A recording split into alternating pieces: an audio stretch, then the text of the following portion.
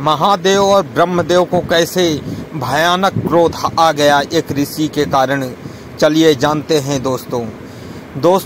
एक बार ऋषियों की बैठक लगती है और ऋषि यह विचार करने लगते हैं कि त्रिगुणातीत कौन है, यानी तीनों गुणों से परे कौन है इस संसार में, जो कि जिसे परमेश्वर कहा जा सके। ब्रह्मा हैं या विष्णु हैं या महेश, यह पता लगाया जाए कि इनमें से त्रिगुणातीत यानी तीनों गुणों से परे कौन है। संसार में जो कोई भी आता है वह तीन गुणों को लेकर ही आता है, यानी उसके अंदर तीन गुण विद्यमान होंगे, चाहे जीव हो या निर्जीव। तीन गुण ये होते हैं जैसे रजोगुण, सतोगुण और तमोगुण।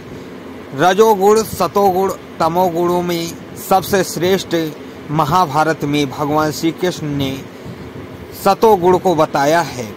रजोगुण भोग विलासिता को प्रदर्शित करता है, यानी उसे धन दौलत इत्यादि भोग विलास चाहिए। और तमोगुण तामस को यानी क्रोध को उजागर करता है, जिसके अंदर क्रोध हो वह तमोगुण है। और जो इंसान के अंदर सत्यता का भाव होता है वह सतोगुणधारी होता है। और जो इन तीनों गुणों से परे हो वो भगवान यानी ईश्वर होता है। दोस्तों, यही पता लगाने के लिए ऋषि मुनियों की बैठक लगती है और वहीं नारद मुनि भी आ जाते हैं। नारद मुनि ने यह विचार प्रकट किया कि हे ऋषि मुनियों, यह तो मेरे मन में भी लग रहा है कि त्रिगुणातीत कौन है। इसलिए ईश्वर की परीक्षा ली जाए कि त्रिदेवों में से कौन त्रिगुणातीत है, यानी कौन परमेश्वर है। यह बात सुनकर भृगु ऋषि को नारद मुनि फिर कहते हैं, हे भृगु ऋषि, यह कार्य आप ही कर सकते हैं। भृगु ऋषि चल देते हैं त्रिगुणातीत का पता लगाने और सबसे पहले वह ब्रह्मलोक पहुंचते हैं। ब्रह्मलोक जब जाते हैं तो वहां देखते हैं कि एकदम से वहां नाच गाना इत्यादि मढ़ा हुआ था और ब्रह्मा जी, सरस्वती और देवतागण वहां बैठे हुए थे। यह सब देखकर भृगु ऋषि को क्रोध आ जाता है और वह ब्रह्मा जी पर चिल्लाने लगते हैं कि मैं ऋषि का सम्मान नहीं कर रहे यहाँ के ब्रह्मलोक के लोग और विलासिता में डूबे हुए हैं। यह सुनकर ब्रह्मदेव पर क्रोध आ जाता है और ब्रह्मदेव कहने लगते हैं कि हे ऋषि, तुम मेरे पुत्र होकर मुझसे ही सम्मान की इच्छा कर रहे हो, जबकि सम्मान तुम्हें देना चाहिए मुझे, और मेरे ही लोक में आकर मुझ पर ही क्रोध जता रहे हो। यह देखकर भृगु ऋषि समझ जाते हैं कि ब्रह्मदेव परमेश्वर नहीं हैं और वे वहां से चले जाते हैं।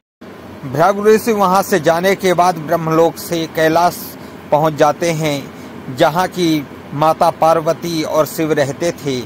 उन्हें द्वार पर ही रोक लिया जाता है। भृगु ऋषि को क्रोध आ जाता है और भृगु ऋषि जबरन माता पार्वती और भोलेनाथ के पास पहुंच जाते हैं, जो कि दोनों चौसर खेल रहे थे। भृगु ऋषि महादेव पर चिल्लाने लगते हैं कि तुम त्रिदेव कहलाने योग्य नहीं हो, ईश्वर कहलाने योग्य नहीं हो, तुम चौसर खेल रहे हो। यह सुनकर भोलेनाथ को गुस्सा आ जाता है और भोलेनाथ उठ खड़े होते हैं और कहते हैं कि हे ऋषि, तुम मेरा अपमान मेरे यहाँ बिना पूछे आ गए और मेरा ही अपमान कर रहे हो।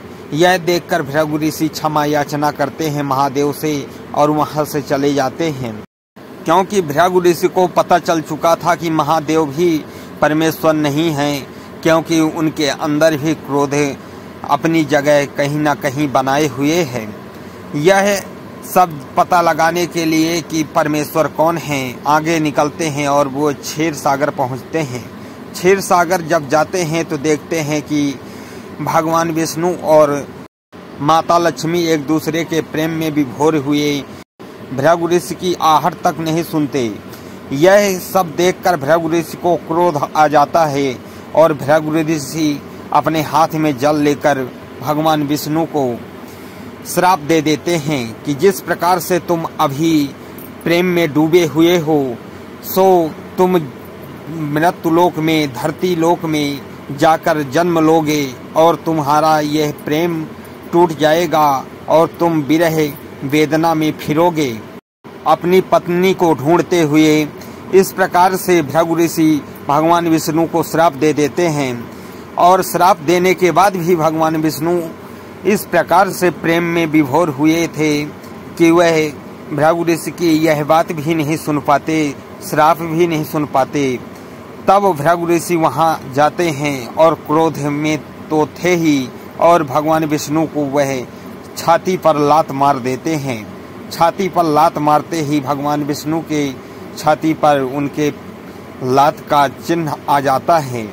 यह सब देखकर माता लक्ष्मी को क्रोध आ जाता है, परंतु भगवान विष्णु भृगु ऋषि से क्षमा याचना करने लगते हैं कि हे ऋषिवर, मैं आपको जान नहीं पाया कि आप यहाँ आए हैं। मैं आपसे क्षमा याचना करता हूँ और आपने यह अपने कोमल चरणों से मेरे सीने पर क्यों लात मारी, उससे आपके मेरे कठोर पत्थर जैसे सीने पर आपने लात जो मारी है तो आपके पैरों में दर्द हो गया होगा।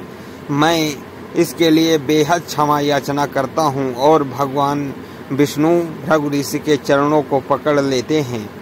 यह सब माता लक्ष्मी देख रही थी, परंतु वह कुछ बोल नहीं पा रही थी। दोस्तों, यह सब सुनकर भृगु ऋषि का क्रोध बिल्कुल शांत हो जाता है और वह भगवान विष्णु से क्षमा याचना करने लगते हैं कि हे प्रभु, यह मैंने क्या कर दिया, मैंने तो अनर्थ कर दिया, आपको श्राप भी दे डाला। मुझे नहीं पता था कि आप परमेश्वर हैं, त्रिगुणातीत हैं। हे नाथ, मुझे क्षमा कीजिए।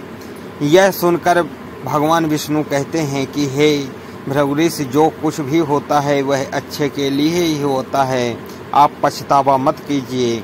जो कुछ भी हुआ वह सब मेरी ही गलती से हुआ। दोस्तों, इस प्रकार से भृगु ऋषि ने पता लगाया कि परमेश्वर कौन है, त्रिगुणातीत कौन है। दोस्तों, मेरी यह वीडियो आप लोगों को कैसी लगी कमेंट करके ज़रूर बताएं, और अगर अच्छी लगी हो तो वीडियो को लाइक करें और चैनल को सब्सक्राइब करें। जय श्री राम। दोस्तों, इसी श्राप के कारण भगवान श्री राम रूप में आए। जय श्री राम।